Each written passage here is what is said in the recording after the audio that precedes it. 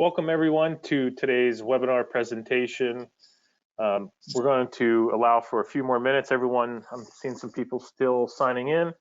So we're just gonna give it another minute or two to try to get as many people on the live broadcast as possible. So we'll begin momentarily, so we thank you for your patience.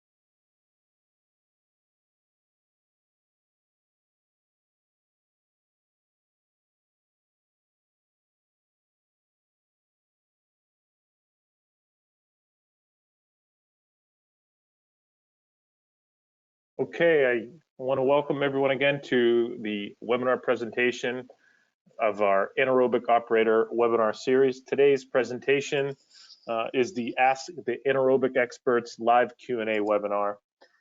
We have some panelists here, and the start of this broadcast, or the idea of this type of webinar, really stemmed from the fact that we've done about 7 of these presentations, and it's been a great forum for operators and managers of anaerobic systems across the North America. But what we wanted to do is we get these questions periodically through survey responses and in between the webinar presentations that just it's hard to do a full webinar presentation on it, but we wanted to still respond to those inquiries and have a presentation where we could share some knowledge about some of these questions that get asked. So that is sort of the reason for today's presentation, is a catch-all to just try to not have a specific subject in mind, but just to discuss some of the various miscellaneous questions that come up related to anaerobic digestion. My name is TJ Willits, and I'll be your moderator for today's event. And just some housekeeping slides as we begin. You should be hearing me speak now, obviously. There's 2 methods for audio. If you're having issues, you could either listen in and on your computer speakers, or you could also dial in on the phone. On the right-hand side, you'll see a dial-in number that you could access the webinar audio via your phone. The webinar is being recorded, and everyone will be sent a copy of the video of this webinar in about a day or so. And since this is a question webinar, we have some questions that people submitted already that we're going to get to, but we also are going to be interested in taking live questions throughout the broadcast. So feel free to enter those in the question panel on the right-hand side of your GoToWebinar tools. Lastly, before we get into today's presentation, there's a survey after the webinar. Please fill out that survey. Let us know what you thought about today's event. And also there's some fields in there to submit some ideas for future webinar topics as we continue this program going into 2020. Also in that survey, that's your method to request a participation certificate. And if you're attending, go ahead and fill that out if you want a certificate, and we'll email you a PDF of the certificate. If you happen to have multiple people in the room with you that also want a certificate, please go ahead and just put their name in the survey as well. You'll see where to do that when you take that survey. Okay, moving on to today's presentation. We have quite some high energy speakers, our panelists with us today. They are esteemed and experienced within our various anaerobic digestion systems. They've been involved in every aspect of from planning and designing and commissioning and troubleshooting, the whole gamut of what our systems do, and trying to make sure that they are operating at the best capacity as possible. We have Jill Jordan, our Senior Process Specialist, who's been our main presenter at these webinar events. Along with her is Timur Denive, Process Manager at Veolia Water Technologies. And last but not least, we have Greg Rosenberger, who's the Process Director for Veolia Water Technologies, all specialists within biological wastewater treatment. with that, I want to hand the webinar over to our first speaker. It's going to be Jill Jordan. Jill's going to share just a quick synopsis of the previous 7 or so webinars that we've done. This could use as a little bit of background, maybe start to prime some ideas for questions that you may have. And then following this really short overview of these previous webinars, we'll get into the main reason why we're here, the question and answer session with our panelists. So with this, at this time, I want to hand the webinar over to Jill Jordan. Jill. Hi, everyone. Happy holidays, Merry Christmas, Happy New Year, whatever you want. So we're going to start with our very first webinar that we did 2 years ago now. And we did Biology and Chemistry 101 for anaerobic digestion, where we really went over just the basics of how anaerobic systems work and the 2 types of bacteria that had to work together to make the system work, and the different living conditions for the 2 types of bacteria. And we learned that the methane formers were the rate limiting step. And there were 5 things that you needed to control and monitor and keep under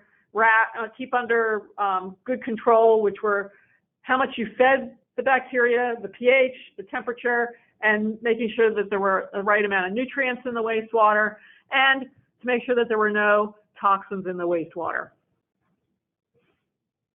Then on our second webinar, we talked a little bit more about how to get the most out of it, make the reactors as efficient as possible. And we discussed the different types of anaerobic digesters that were applicable for different applications, from our high rate systems that were great for treating mainly soluble COD, to the lower rate systems, which could handle higher concentrations of solids and fats, oils, and grease.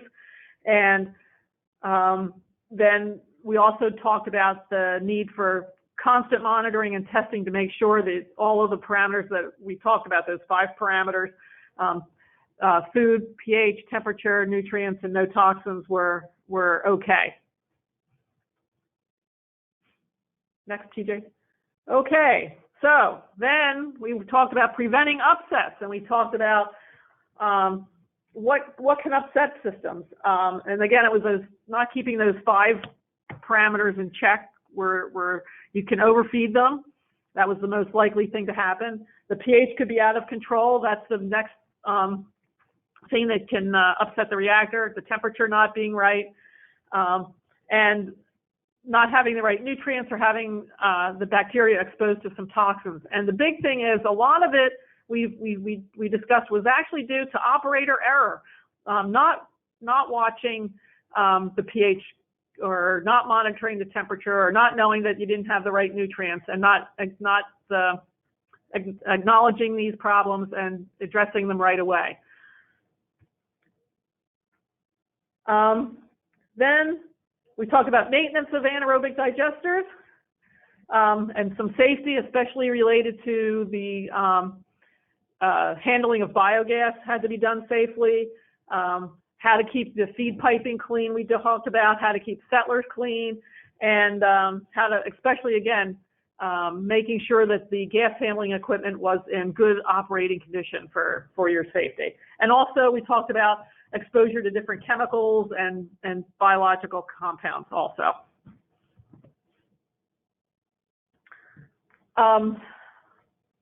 The next webinar was on the use of biogas and the valorization of biogas. We talked about how to clean biogas.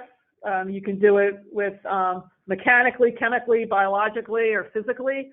And we also talked about making it super clean, where you would have to use a membrane.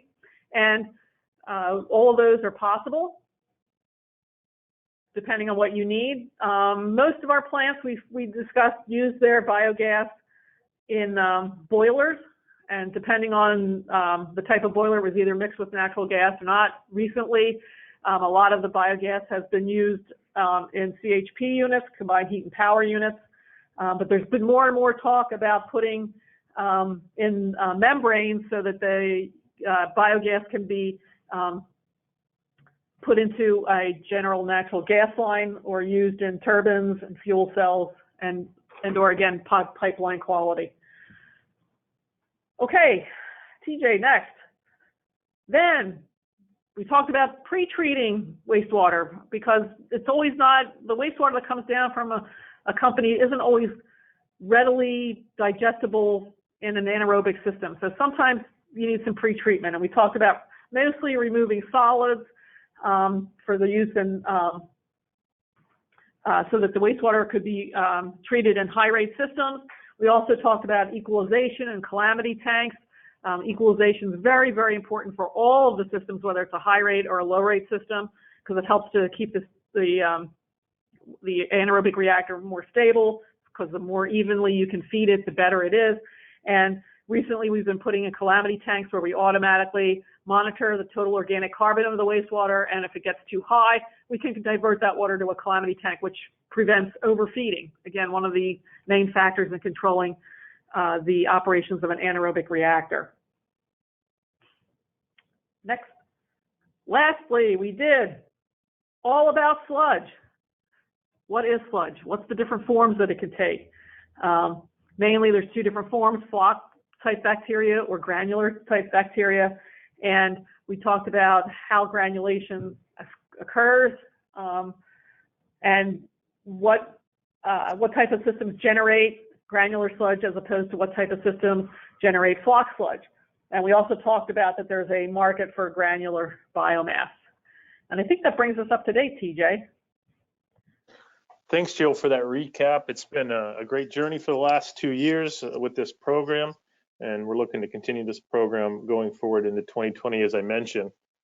So now that we've finished that short synopsis of all those webinars and those topics, what we wanted to do now is take a moment and do a live question and answer session. First off, thank you for everyone that pre-submitted questions via email or through survey links. We're going to try to get to as many as possible.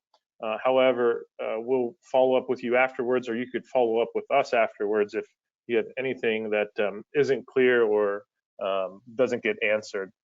And just to remind everyone, there is a questions panel box on the right-hand side of the screen, and you could go ahead and submit those questions as you hear us talk, and just get your question logged in. And as I mentioned, we'll try to queue and get everyone answered as much as possible. So feel free to type those questions in there as well. To get things started here, we have a question that was pre-submitted, and this question is, what is the recommended range of calcium carbonate for the anaerobic process? So that's our first question to get us started here. To get us started, Timur, can you perhaps discuss this question? Sure, absolutely. Well, first of all, TJ, thank you. Thank you, Jill, for the good introduction. And this is a very good question. I'm going to interpret it a little bit. I think what the person who is asking the question is looking for is the answer on how much alkalinity we need in anaerobic digesters. And alkalinity is a very important operational factor, because we always want to make sure we have enough alkalinity in the system to buffer any pH swings. With anaerobic digesters, we would like to run as close to neutral pH as possible. The operational range usually is 6.8 to 7.2. And if our listeners remember our 101 on anaerobic digestion, the first step in the degradation of organic matter under anaerobic conditions is acidification of organics into simple short chain volatile fatty acids that can drop the pH. So in a long and winded way, what I'm trying to say is the proper amount of alkalinity is highly dependent on your wastewater. If you don't have influent alkalinity, you would like to maintain alkalinity so we counteract any potential amount of VFA buildup within reasonable amounts. So if you have a high rate system running and you have, let's say, a residual concentration of 5 milliequivalent of VFA on the effluent, we want to maintain, let's say, 10, 15, and sometimes even higher milliequivalents of alkalinity. and the conversion between milliequivalents to calcium carbonate is 1 to 50. So we would like to keep, for example, if it's 10 in milliequivalents, it's 500 milligrams per liter of calcium carbonate. Okay, thanks for that answer, Timur. Another question I have for you, Timur, is to see if you could discuss the F/M ratios, proper nutrient levels with nitrogen and phosphorus, and how do you best monitor, maintain, and adjust those levels within the reactor? You know, I think this question in and of itself would and could require a separate seminar. But I'd like to think about it this way. We're talking about a life system with live microorganisms. So every single time I think about our reactors, I try to think about what would be comfortable for me. And I try to think about these terms that we see here, the F/M ratio and nutrients. In the same terms, I think about food for myself, or for example, when I plan food for my kids. So in simple terms, F/M ratio is a ratio of the amount of food, and in this case, we usually talk about organic carbon that's coming in. So the carbon coming in, so the COD coming in. And microorganisms is the biomass within your system. And what we're trying to do, we're trying to give them enough food that they're happy and that they're active. If you give them too much food, they won't be able to digest all of it. And since we're trying to digest the food, we're trying to keep them active. And if you give them too little food, they might starve. The usual number that we give for high rate system is 0.5 kilograms of COD per kilogram VSS per day. And obviously, the conversion would be the same for pounds because the conversion from kilograms to pounds is the same. So in that sense, 0.5 gives you a good guideline for the amount of food you give to microorganisms. And how you calculate it is you take the concentration of the COD in your influent, multiply it by your flow, and then you divide it by the overall mass of VSS in your system. So you know the volume of your reactor, you know the concentration of your VSS across your reactor, and that will give you the mass of VSS in your system. So that's F/M. When it comes to the nutrients, we think mostly about nitrogen and phosphorus. So we want to have enough nitrogen and phosphorus for when new microbes grow, when the new microorganisms are occurring, they have enough nitrogen and phosphorus to create a cell. So if you take one living cell of the types that we're talking about here, and you dry it out and you weigh out the carbon, nitrogen, and phosphorus, there's a famous ratio of 120 to 5. Sometimes it's depicted as 125, and there's a little bit of discrepancy there, but I think overall, as a rule of thumb, those numbers are good. So we want to make sure that for every 100 pounds of COD, we have 20 pounds of nitrogen and 5 pounds of phosphorus. And always leave yourself a little bit of room on the effluent so you make sure that you have a little bit extra for your microorganisms. So target something like, let's say, 5 milligrams per liter of phosphorus and nitrogen on the effluent. And if you have enough on the influent, most of the time you do not need to supplement it. Okay, thank you. Sort of a follow-up question for Greg related to this. With the requirement to ensure that there's nutrients provided to make sure that there's a healthy biomass, how does that impact areas where there's stricter and stricter discharge limitations on nutrients? Is that an issue, and how can you remedy the problem for areas that might be experiencing those kind of stricter environmental regulations related to phosphorus, for instance? Okay. I mean, in the end, any biological system, whether it be anaerobic or aerobic, require nutrients to be productive and do the BOD reduction or the nitrification that you're looking to perform in the system. And typically the way you do that is you end up with trying to target a residual nitrogen and phosphorus in the discharge of that system. Excuse me. And when you go for rules of thumb, you might say, 5 ppm and 10 ppm of nitrogen and phosphorus residual just to make sure that you always have enough nutrients available to the system. So as the flow and the load go up and down, you always have enough, which means probably at there certain points you are overdosing. Now, if you have strict discharge requirements, excuse me, that you have nitrogen and phosphorus limitations on the backside, you have two choices. The first choice is you have to become much more precise on your dosing of nitrogen and phosphorus. I mean, in the end, if your N&P limits aren't too strict, you might start flow pacing chemicals. You might start looking at some ratios of chemical feeds to influence flow and load ratios. So instead of having to have a residual of 5 and 10, maybe you can get down to a residual of 2 and 4, and cut it a whole lot closer. Now, if that isn't working because you have limits that are extremely low, 1 ppm or less, then you're going to need to probably add an incremental unit step. So for instance, if you're specifically talking about phosphorus, and obviously there are a lot of phosphorus limits coming in less than 2, less than 1, less than 0.5 we have seen, you're probably going to have to do a chemical precipitation step then after the system, which would be typically taking a ferric chloride or an alum, depending on what is the best for the current situation, running it through a precipitation process like a high rate precipitation. Veolia has things called multi-flows and acti-flows, which are high rate clarification devices. Maybe you can get away with just a coagulation tank and a filter, but they could take your effluent and get the phosphorus down to pretty much as low of a limit as is required, but it is an incremental unit step.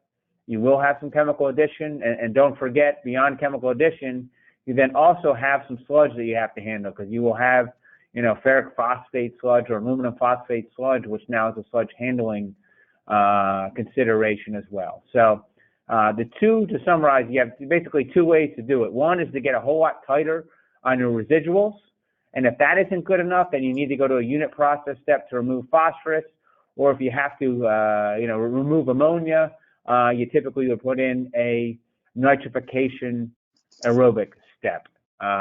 So if you actually have that consideration in your facility, you can give us a call. We could talk through what's the most cost-effective way to get down to your ultimate limit. And sort of a follow-up question to that, Greg, would be, is there technology or automation that can happen to get tighter on your dosing so you could cut down on those residuals?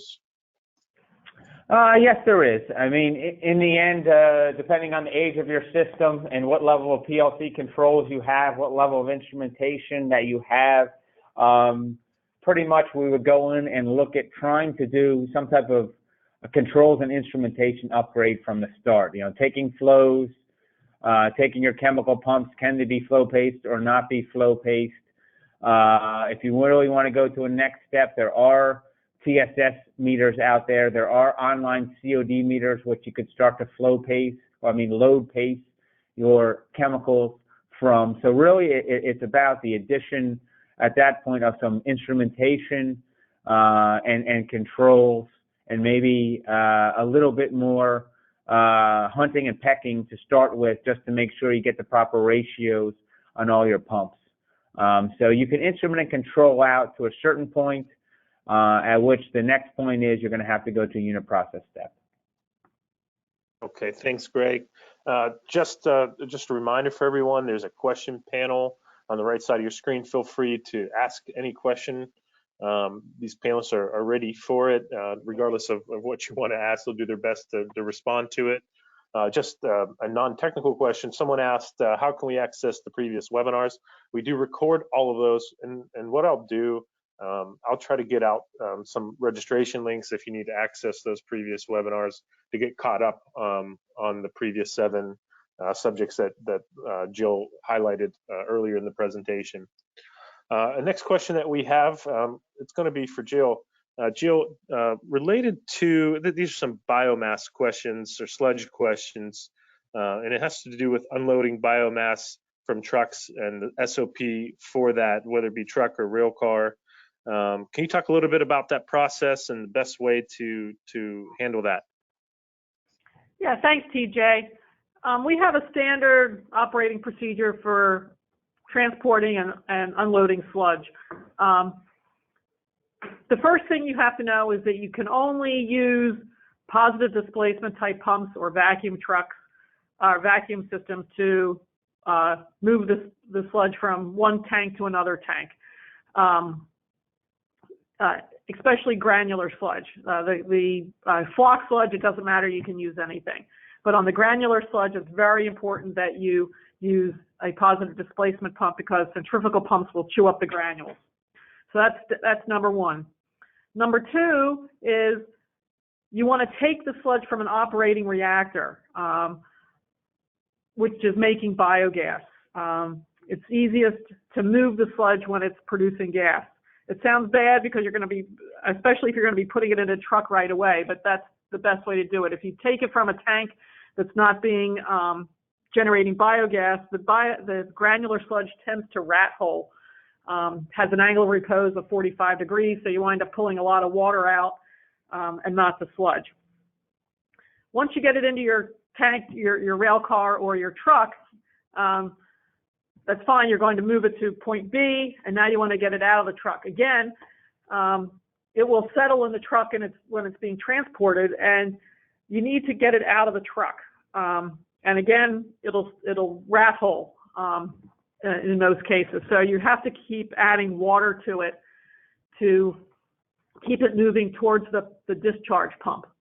I've been asked the question, well, once you open the truck and you're going to use a fire hose to move it, isn't that going to expose the anaerobic sludge to oxygen and kill it? Well, no. You will chew it up a little bit, but not much. And you would have to put in a whole lot of oxygen to bring up the dissolved oxygen level in the truck. And that just never happens. You're not putting that much air or that much water in that you would increase the dissolved oxygen to a point where what you're transferring is anoxic or even aerobic. So as long as you can keep, as long as the bacteria are in an anaerobic condition, it'll be okay.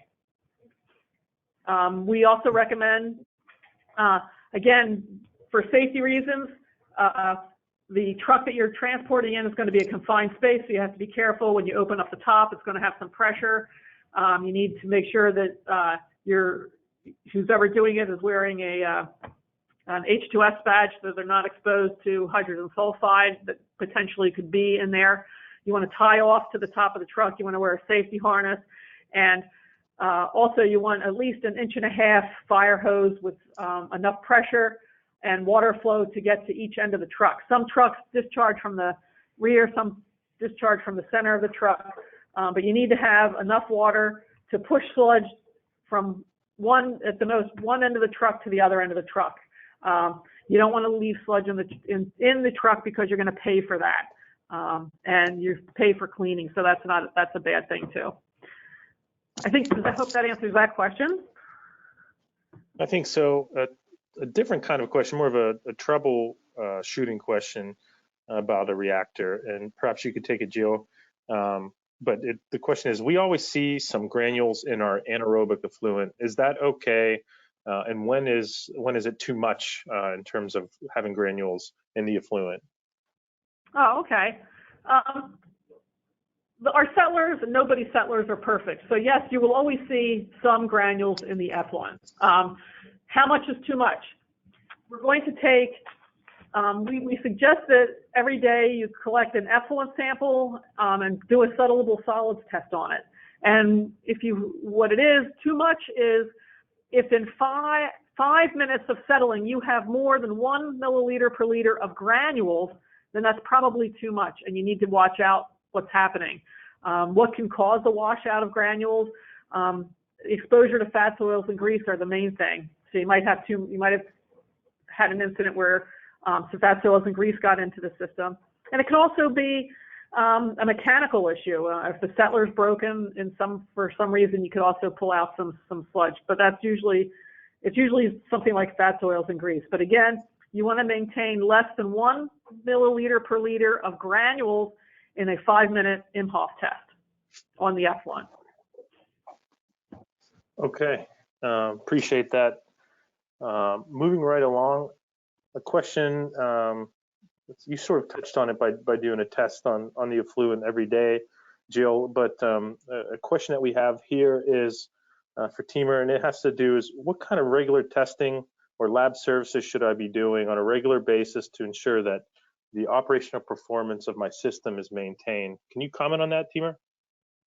Sure, absolutely. I think this question is it's excellent in many ways. You definitely want to make sure that not only you're testing your system for what is immediately necessary for your discharge permit, but also for all the parameters that will assure that your biological system, which is a living, breathing, or aspiring system, is healthy for many more months. So first of all, obviously, the shortest answer usually is you need to test for what is in your permit. That's the very, very, very minimum you would need to do for your own regulatory purposes. But to assure the health of the system, we would also like to see a few things. We would like to make sure that we know what's coming into the system. So you'd like, if you don't have flow meters, we need to have flow meters to measure the flow. In your local analytical lab or the lab on site, we would like to measure at the very least carbon, nitrogen, and phosphorus coming into the system. And you would like to do the same thing for the effluent from the system. For the system itself, always check your temperature and pH. Make sure your bugs are cozy. Like the same way we're checking our thermostats every day, checking temperature and pH is a parallel testing for a biological system. Make sure you have your pH meters on, make sure you have your temperature on. If it's aerobic system, make sure your dissolved oxygen is on. And for both aerobic and anaerobic system, ORP, oxidative reactive potential, is something you check. For anaerobic system, you would like to have a negative ORP. For aerobic systems, you'd like to have strongly positive ORP. For anoxic systems, it's somewhere in between. It's hovering around 0. For high-rate anaerobic systems, when I first started answering the first question, I mentioned the importance of alkalinity, and I tied it into the presence of volatile fatty acids. And that itself is an excellent and very fast test for high-rate systems to measure. You'd like to see your VFAs on the effluent to make sure that VFAs are staying as close to 0 as possible, and accumulation of VFAs will let you know what's going on in your system. We just discussed the sludge health. So if it's possible to periodically check your inventory, and that doesn't have to be your daily test, it can be once a month, checking how much biomass you have within the system. For completely mixed systems, you don't have to take a lot of samples. For high-rate systems, we have a nice spreadsheet that comes with every single one of our systems that will allow you to calculate biomass within the system to calculate that healthy F/M ratio. And last but not least, when we're talking about anaerobic systems, looking at the minimum things for your biogas could also be very meaningful. And when I mean the minimal things, I usually recommend look at your biogas flow and look at what would be your methane concentration. We've usually back calculated from H2S and CO2 concentrations, but basically that will also strongly correlate to how healthy your system is. And for hydrogen sulfide, obviously, it's also a safety concern and a concern about the utilization of biogas afterwards. Okay, thanks for that. We're going to switch gears a little bit on a unique issue that, well, it's not so unique to us. Recently, we've seen a lot of cases regarding this, but the question is, my production at my facility is expected to increase by 50%. This will increase our wastewater loads and flows as well. What is the first step in analyzing the best way to expand capacity at my wastewater treatment facility? It's a loaded question, but perhaps Greg could shed some light on it. So this is pretty common nowadays. A lot of food and beverage facilities and paper plants are starting to increase production at their facility. The first thing that we would look at is, does your existing system have the capacity to take it or not? A lot of systems that were, built and installed out there actually aren't running at their ultimate design peak scenario. So in the best case world, you might be able to take that increase within your existing anaerobic system, from a load standpoint. Then it's just, how do we figure out, if you have an increased flow, how do we handle the flow? And we can help you figure that out by looking at the size of your reactor, what your new expansion flows and loads will be, to see if A, hydraulically the system can handle it, or B, from a loading standpoint, can the reactor take more COD or BOD load? If the answer to that is essentially no, that you need more reactor volume, what we would look at doing is, what is the best way to get that incremental reactor volume? We have fabricated shop-built package plants that potentially could be put out into the field relatively quickly. Is the best scenario to not add anaerobic capacity, but add more aerobic capacity? For instance, if you have a post-treatment aerobic system, maybe there's a way to add some capacity simply that way. So essentially, if you have a load increase, we're going to look at your system. We're going to talk to you a little bit about capital versus OpEx expenditures. We're going to ask you some questions. Is there any way to keep the flow constant and just increase the load?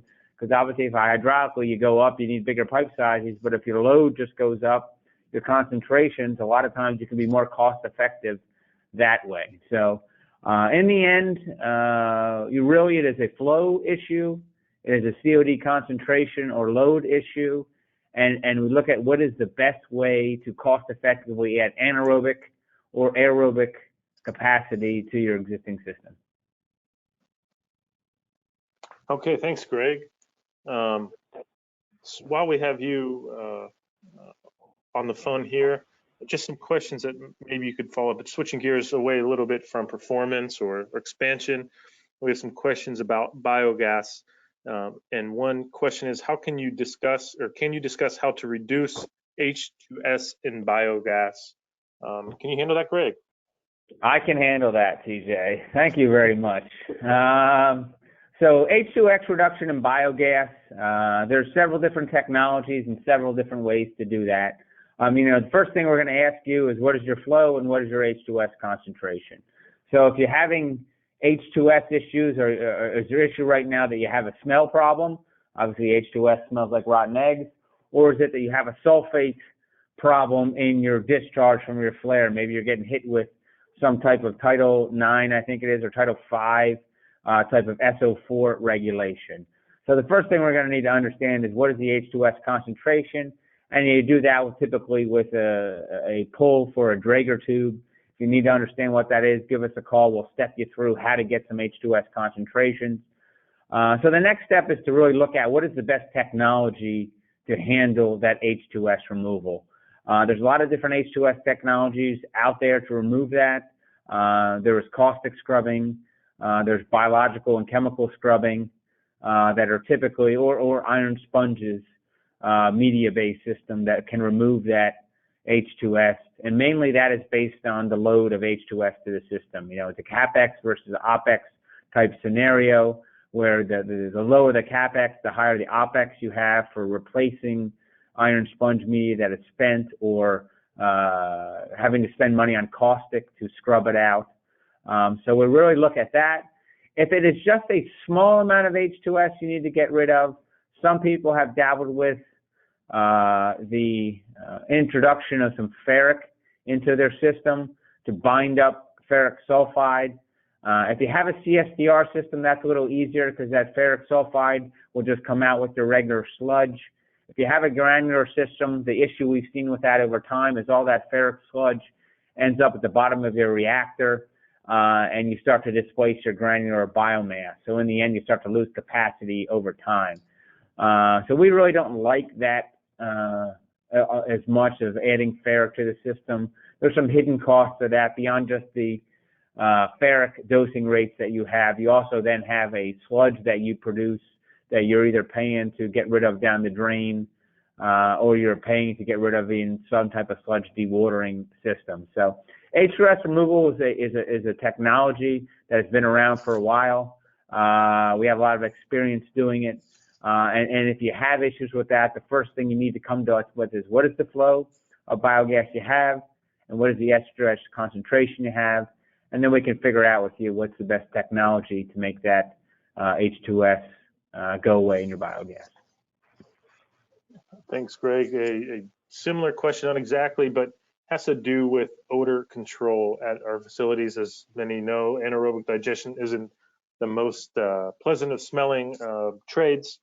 Is there methods that you could install or retrofit for an existing system to help combat that odors from customer complaint or nearby neighbor complaints, or just to be a cleaner smelling facility? Timur. Most definitely. We've executed quite a few odor control projects related to anaerobic systems.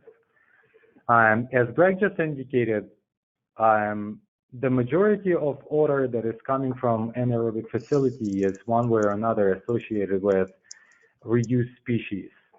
The lowest hanging fruit is hydrogen sulfide, but we also know a lot of reduced organic sulfur compounds such as methylmercaptan, dimethyl sulfide, dimethyl disulfide that also contribute to that smell. And it's also important to remember that ammonia is quite odorous, and organic ammonium compounds such as methylamines are also very odorous.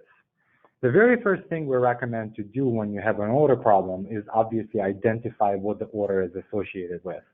If you have high rate anaerobic systems and you have open settlers on the top with the overflow, or you have your solids treatment facility and you're processing your anaerobic solids and you have solids in that facility that smell. Maybe you have effluent from anaerobic system that goes into a sump and you have your nitrogen and sulfur species that are then being released to the air. So first of all, it's very, very important to identify the source. Once the source is identified, we would prefer to exclude that source and concentrate the odor as much as possible. So let's concentrate on a single example, but I think from that example you can expand to many other scenarios.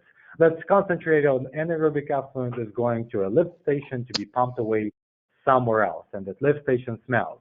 So we identify that lift station as a source of smell. We would like to isolate it. So to isolate it, we would create some kind of cover for that lift station, and then we would ventilate it. So you apply a certain ventilation rate to keep negative air pressure on that lift station. And then you either create a very tall stack and you disperse it if your concentrations are fairly low and the dispersion only will reserve your odor control, or you'll be installing an odor control system. And there is a variety of odor control systems. Most often we utilize either adsorption-based, and I'm sure if I say activated carbon, a lot of people will be able to visualize what I mean. So it's some kind of adsorption system. It's a vessel with adsorbents inside of them, and you will take that air from your lift station and pass it through adsorption system. Or there are some biological and chemical systems like chemical scrubbers, bioscrubbers, biotrickling filters that perform the same thing. They would be treating those sulfur or nitrogen compounds in the air phase. Sometimes it's VOC related, but most of the times it's sulfur and nitrogen. And they would be oxidizing them to non-odorous compounds and eliminating them from and potentially eliminating your odor problems. Okay. Thanks for that answer. I think we have time for one more question. Let me pick one out here. Okay. Jill, can you talk a little bit about if one of the questions is that if I have an upset at my facility, what is the process to engage Veolia for assistance? How long will it take? And what to expect in this process? Is that something you can answer, Jill?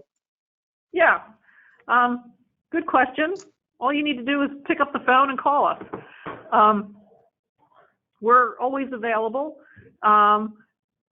We have a couple of people, myself and a couple other people, that can go out to your site and help you to determine what the problem is. So first of all, the biggest help you can be to yourself is to keep doing your data sheets and fill in all the know how the system is working, as Timur talked about earlier.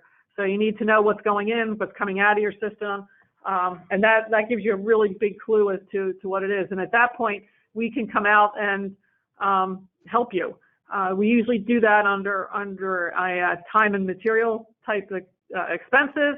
So we can, within a day, give you a cost and be out there the next day if necessary. We also, and also I should say, we also recommend that you get a service contract with us, because then it costs you less money. If you have a service contract with us, we discount our time and materials fees if you have a service contract with us. So we can do that also. All right, just I'm going to add one more question. I know I said that was the last one. Just one more question, and the person asked, how can we increase granular sludge production and decrease the amount of flocculent sludge? Timur, can you answer that question by chance? Sure. So that question is relatively complicated. There are many variables that go into that. I'm going to try to look into my crystal ball and try to figure out what was the premise of the question. But let's say you have a difficult wastewater, and what you see is that your granules keep on degranulating and forming, and not forming nice little granules, forming more floccular biomass and washing out. There are many theories about how the granules actually form, and there's literally scientific conferences that cover that topic. But the low-hanging fruit for me usually are: check your outflow velocity, check your biogas in the system. Your O&M will always have the recommended outflow velocities. Next thing you might want to look into, after you made sure that your outflow velocities are okay, is there any way to supplement some external calcium to the system?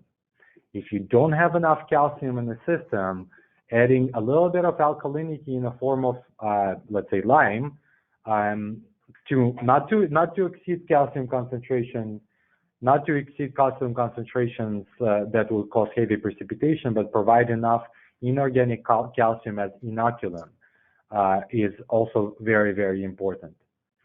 Sometimes you might want to look at the upstream and see if you have enough equalization and acidification going into the system. So make sure you have your wastewater is properly acidified going in. And that would also help with the granulation of the system.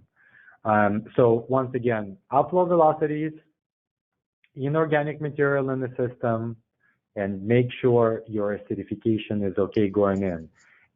If you've checked all of those and you still have issues, there is a high potential you have complicated wastewater, let's say with high dissolved solids, in which case it might be relatively difficult in a long-term game. But if you take care of those three initial things, I think we would cover approximately 70–80% of granulation issues. Great, that was a great answer. Thank you so much, Timur.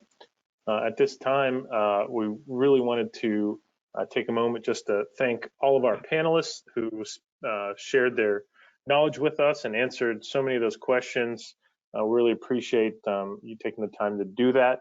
I also want to thank all of the people that have been with us, not just at this particular webinar, but who have spent several more webinars with us and listened to this people and the questions that have been asked in the forum. It's really a community that we're trying to develop with the people that are operating our system. So we really thank you for that.